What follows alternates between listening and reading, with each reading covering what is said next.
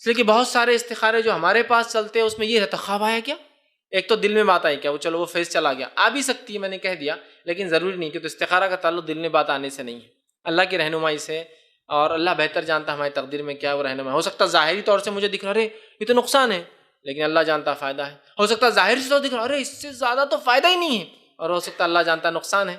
تو ہم لوگ تو ایسے ہی ہوتے ہیں نا، انسان تو ظاہر کو دیکھتا ہے، اللہ بہتر جانتا ہے، تو وہ ہم رہنمائی مانگ رہے ہیں اللہ سے. اب استخارہ اور خواب کا کیا تعلق ہے؟ تو استخارہ اور خواب کا کوئی تعلق نہیں ہے سوائے اس کے کہ آ بھی جائے، تعلق نہیں ہے. لیکن سمجھ رہے، اس لیے کہ حدیث میں اور صحابہ کے آثار سے کہیں نہیں پتہ چلتا کہ آپ نے فرمایا حدیث میں کہ تم کو خواب آئے گا میرے صحابہ استخارہ کے بعد آئیں گا، نہیں. اور کہیں بھی یہ نہیں کہ صحابہ نے کہا میں نے استخارہ کیا اور مجھے خواب آیا. سمجھ رہے آپ؟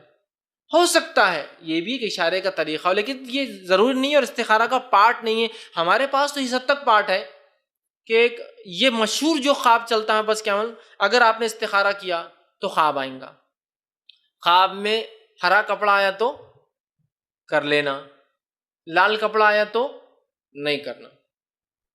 یہ ایک دم کامن ہے، ہرا دکھا لال دکھا، اب انہیں بھی دن رات میں سوچ کے سو رہا ہرا لال تو کچھ نہ کچھ ایک آ ہی جانا.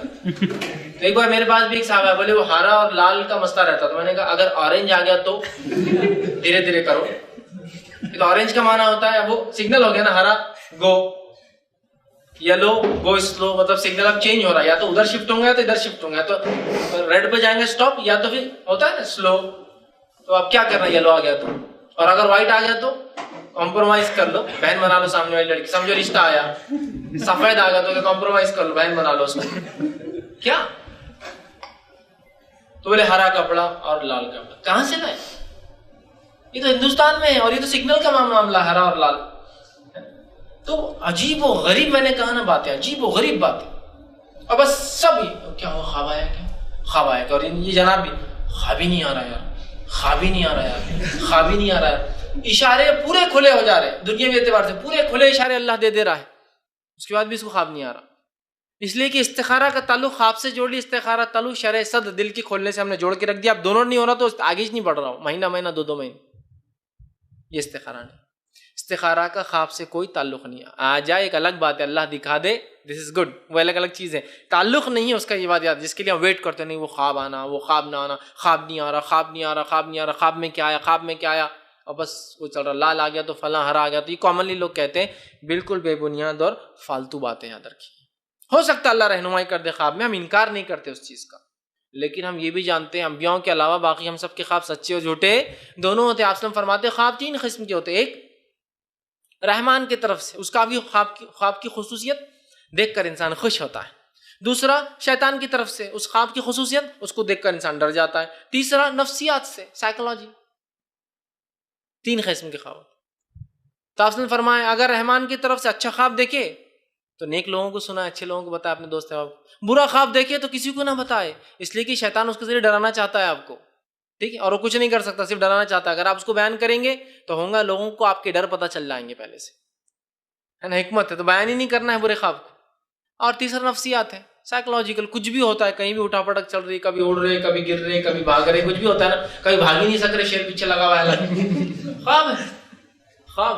اور خواب حقیقتوں پر مبنی نہیں ہوتے، عجیب و غریب ہوتے ہیں. اور وقت زمین زمانے کے اعتبار سے بھی آتے ہیں، وقت زمین اور زمانے کے اعتبار سے آتے ہیں.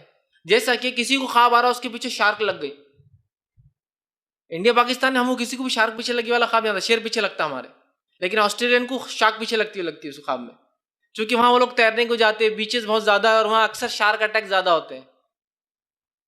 سمجھ رہے ہیں نا بات کو؟ تو ان کے اعتبار سے شیر پیچھے نہیں لگتا، شارک پیچھے لگتی. سمجھ رہے؟ ہمارے پاس شیر پیچھے لگتا ہے اور کتے پیچھے لگتے ہیں. ہمارے ڈر الگ ہے، تو ہمارے خواب بھی الگ ہوتے ہیں. قدیم زمانے کے خواب، جب ٹرین ایجاد نہیں ہوئی تھی ان کے خواب میں الگ سواریاں آتی ہوں گی.